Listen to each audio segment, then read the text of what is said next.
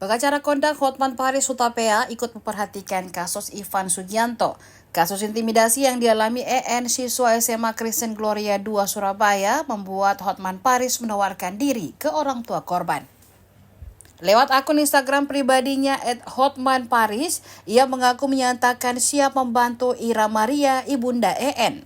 Pria yang dijuluki pengacara 30 miliar itu juga mengunggah curhatan video Ira yang mengaku sakit hati karena sang anak dipaksa bersujud dan menggonggong seperti anjing.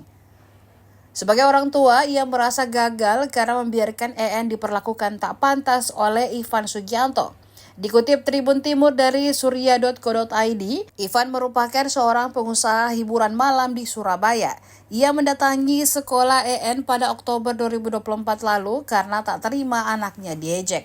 Namun momen itu memancing keributan karena Ivan memaksa EN meminta maaf sambil bersujud dan menggonggong.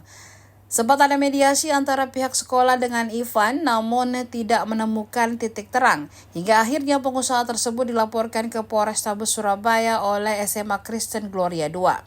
Polisi baru menangkap Ivan di Bandara Internasional Juanda pada Kamis 14 November 2024 untuk selanjutnya diproses dalam hukum.